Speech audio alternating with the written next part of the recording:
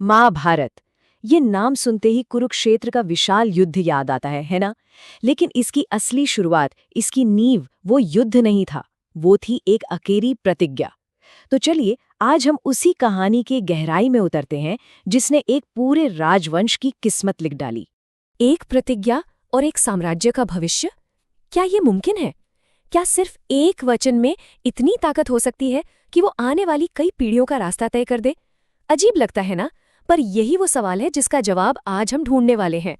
तो कहानी की शुरुआत होती है हस्तिनापुर के एक बहुत ही महान राजा, राजा शांतनु से। अब एक दिन की बात है, राजा शांतनु गंगा नदी के किनारे थे और तभी उनकी नजर एक ऐसी स्त्री पर पड़ी जिनका सौंदर्य मतलब अलौकिक था, दिव्य था। राजा शांतनु तो उन्हें देखते ही रह गए।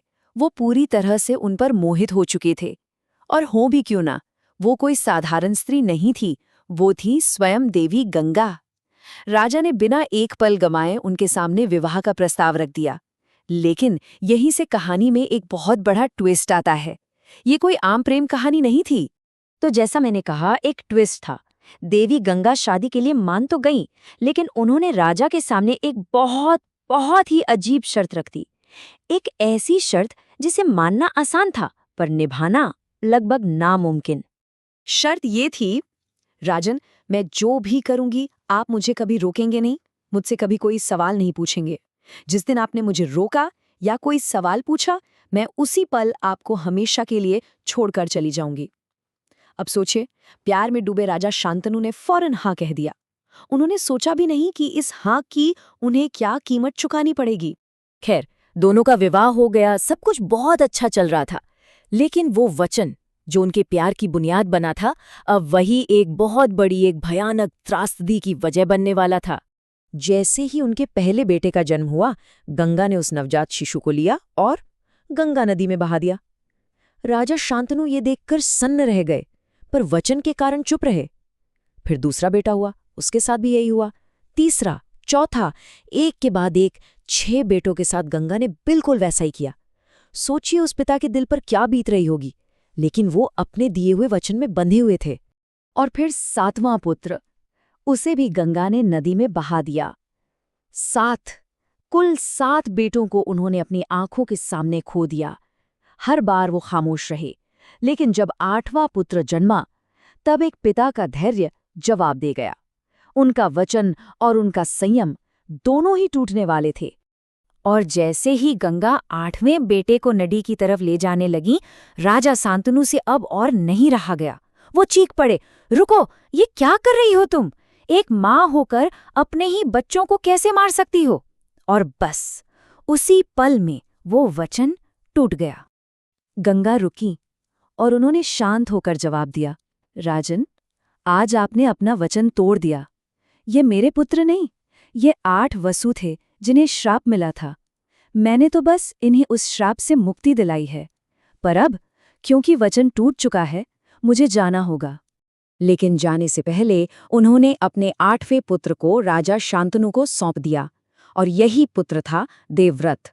गंगा ने उसे अपने साथ रखकर शास्त्रों और युद्ध कला में माहिर बनाया था। और यही देवव्रत आगे चलकर महाभारत की कहानी का सबसे मजबूत स्तंभ बनने वाला था। तो कई साल बीत गए। देवव्रत अब एक बहुत ही काबिल और योग्य राजकुमार बन चुके थे। सब ठीक था, लेकिन राजा शांतनु की किस्मत में शायद दुख लिखा था। उनके जीवन में एक बार फिर प्यार आया, और प्यार के साथ साथ दुख भी। पर इस बार वजह कुछ और थी। इस बार राजा शांतनु को एक केवट की बेटी सत्यवती से प्यार हो गया। वो उनसे शादी करना चाहते थे, पर जब उन्होंने सत्यवती के पिता से बात की तो उन्होंने एक ऐसी शर्त रख दी कि राजा शांतनु का दिल ही टूट गया। वो फिर से उसी दुख के सागर में डूब गए। देखिए, राजा शांतनु की जिंदगी के 2 सबसे बड़े प्यार, और दोनों में एक दुखद बात कॉमन थी, शर्त। गंगा से प्यार की शर्त थी कोई सवाल नहीं पूछना, और अब सत्यवती से प्यार की शर्त थी कि सिर्फ सत्यवती का बेटा ही हस्तिनापुर का राजा बनेगा। और दोनों ही शर्तों ने राजा को सिर्फ और सिर्फ दुख दिया। अब अपने पिता को इस तरह उदास और टूटा हुआ देखकर देवव्रत से रहा नहीं गया, और उन्होंने एक ऐसा फैसला लिया, एक ऐसा कदम उठाया जिसने सिर्फ हस्तिनापुर का नहीं बल्कि पूरे भारतवर्ष का इतिहास हमेशा के लिए बदल दिया। यहीं से कहानी अपने सबसे बड़े मोड़ पर आती है। देवव्रत के दिमाग में उस वक्त सिर्फ एक ही चीज चल रही थी, अपने पिता की खुशी। किसी भी तरह से अपने पिता को खुश करना, और इस खुशी के लिए वो कोई भी कीमत चुकाने को तैयार थे, चाहे वो कीमत उनका अपना पूरा भविष्य, उनकी अपनी पूरी जिंदगी ही क्यों ना हो। तो देवव्रत सीधा सत्यवती के पिता के पास गए और उन्होंने एक ऐसी प्रतिज्ञा ली जिसे सुनकर देवता भी हैरान रह गए। उन्होंने कहा, मैं देवव्रत आज ये प्रतिज्ञा लेता हूं कि मैं जीवन भर विवाह नहीं करूंगा और हस्तिनापुर के सिंहासन पर कभी भी अपना हक नहीं जताऊंगा। सोचिए, ये सिर्फ राजगद्दी का त्याग नहीं था, ये अपने परिवार, अपने वंश, अपनी पूरी जिंदगी का त्याग था। उनकी इतनी कठोर, इतनी भीषण प्रतिज्ञा को सुनकर कहते हैं कि आकाश से देवताओं ने फूलों की वर्षा की और उन्हें एक नया नाम दिया, भीष्म।